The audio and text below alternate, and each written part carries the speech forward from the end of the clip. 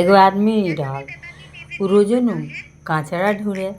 काचड़ा मतलब बिटोरे सब लइका देखसन त हंससन मजाक उड़ावसन जे देखे से कहे काचड़ा लिह काचड़ा लिह।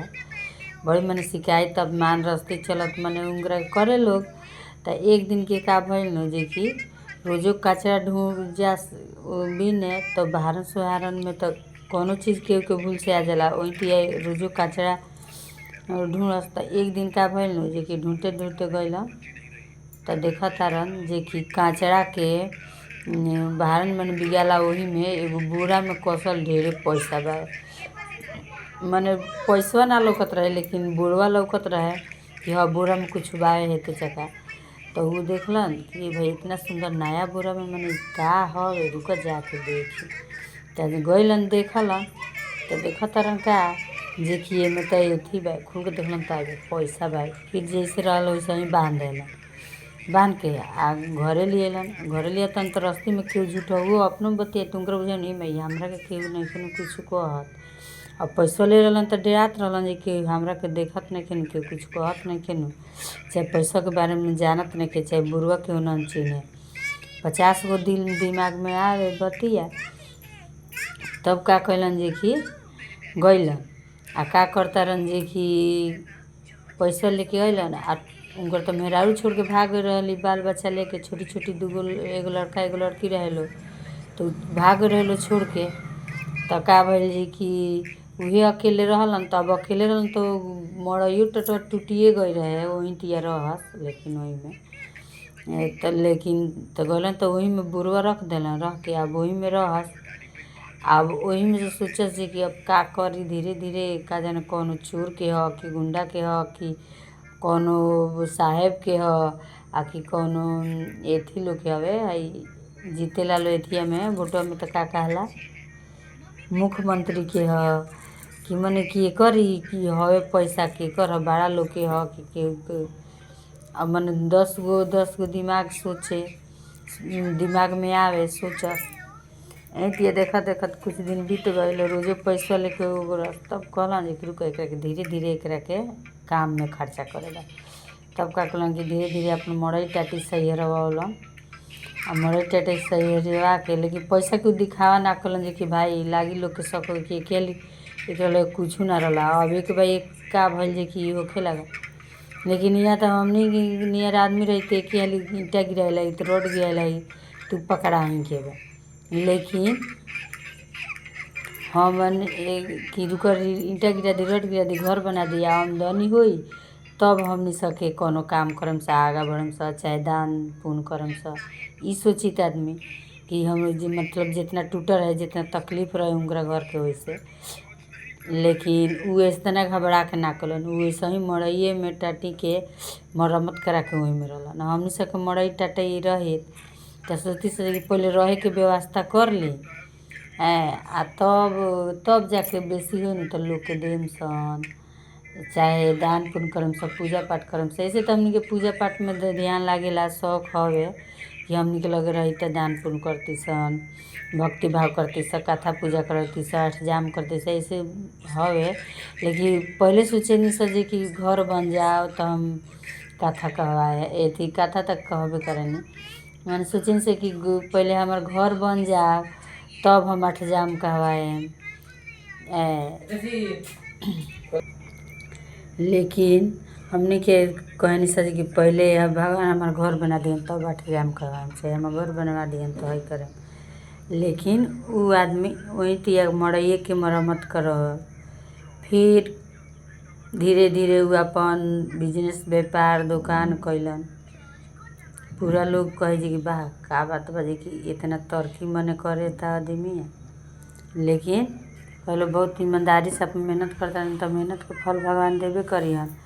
लेकिन इहे रहे जे कि सच्चा इंसान रहल आदमी ओकरा अंदर ना छल रहे ना चोरी रहे त भगवान कृष्ण जी के भगवान महादेव जी के कृपा रहे आ उनकरो रहे जे कि जब जास त कचरा बिन के जास कौनो काम करके जास केहू के ना चोरी ना बेईमानी केहू उल्टा सीधा बोले त जवाब ना देस त उनकर जवाब भगवान कृष्ण जी देनी भगवान महादेव जी देनी भगवान महावीर जी देनी भगवान दुर्गा माता देनी त माता सबकर माता है आ बाप माई इहे लो हलो।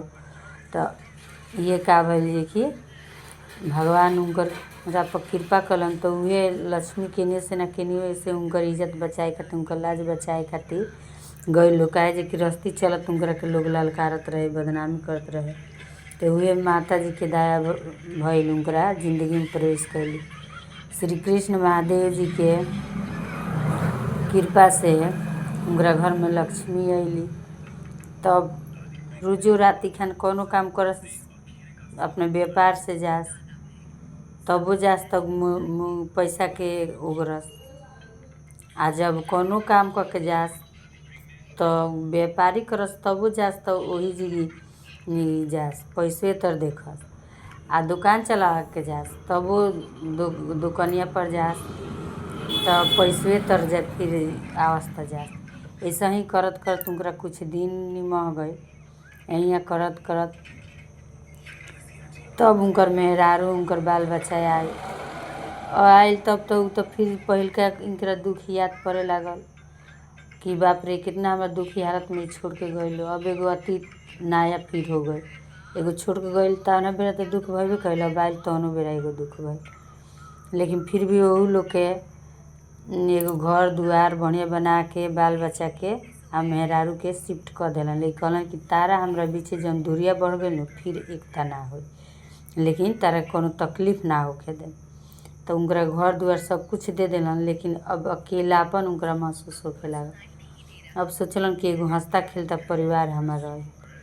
तब एगो लड़की जास तो उनकरा से हमेशा मन बातचीत करस, एहतिया भाई बहन जैसे एहतिया मन बोलस बतियास। लेकिन बाद में वो लोग के प्रेम भाव दोसर बढ़ गए आ धीरे धीरे शादी कर ले हलो। अब खुशी खुशी अपन घर जमा ले हलो आ दोनों जना मिल के अपना भक्ति भाव में काम धंधा भी लगा दे हलो भगवान के। उन्हें उनकर पत्नी शादी कैले रहलन, वो उनकर मेहरारू भगवान कृष्ण जी के, महादेव जी के ने पूजा करस, दुर्गा जी के पूजा करस, लक्ष्मी जी के पूजा करस। आ कौनो काम करके आवे लो अपन इतना बढ़िया खुशी खुशी अपना घर में सुते लो, बैठे लो, खा लो, पी लो आ फिर उ बोरा तर जाओ लो। ओकरा बाद स्कूल बना के ओमे फ्री में पढ़ाई करवाए लागल लो। वो अपना ओर से मजदूरी लगा के गरीब दुखिया के पढ़ाई करवाए लागल लो। एहतिया धर्म के काम करे लागल लो। सत्यनारायण भगवान के कबो कथा कहवाए लो पूरा गाँव में माइक लगा के सबकरा के सुने खातिर कि सब कोई के ज़िंदगी में खुशी आओ, एकता बढ़ो। जौन गांव में झगड़ा लड़ाई जौन डिफेंड चलता ई सब डिफेंडर ना रहो। ई सब कोनो बात के केहू के अंदर कलेश ना हो कोई खातिर गांव में पूरा माइक लगा के आ महीना में खाली सत्यनारायण भगवान के कथा कहवाए लगलन। पति पत्नी कहे लागलो, अठजाम कबू कहवाए लो। मने एहतिया कोनो कोनो कथा पूजा कहवाए लगलो। एहतिया करते उ लोग बहुत आगे बढ़ते गइलो। आ तभी भी वो लोग के पैसा के कमी ना भइल। बोरा वहीं के भरला ही रह गए आ आगे बढ़ते रह गइलो। बोरा के बोरा वहीं आ पैसा बा। आ सत्यनारायण भगवान के कथा जे कही जे अठजाम कहवाई ओकरा जिंदगी में भला कहाँ। जे ई कथा सुनेला ओकरो के भगवान देवी देवता कृपा करेला लो आ दया करेला लो। वहीं तिया जे कथा कहे आली सुने आली जे बावे ओकरो के भगवान करस जे कि वहीं तिया मोटरी पैसा से भरम मिलो ताकि गरीबी दूर हो जाए। ओकरा संस्कार भी सही मिलो जैसन ए आदमी के एगो एथी के कबाड़ी आली के दिल दिमाग रहे कि केहू पर छल धोखा ना रहे। वैसे ही सबकरा के भगवान दिल दिमाग देस कि ज़िंदगी में सब कोई खुशी खुशी जिए, सब कोई खुशी खुशी रहे। बोलो बोलो श्री कृष्ण भगवान की जय, महादेव जी की जय, दुर्गा माता की जय।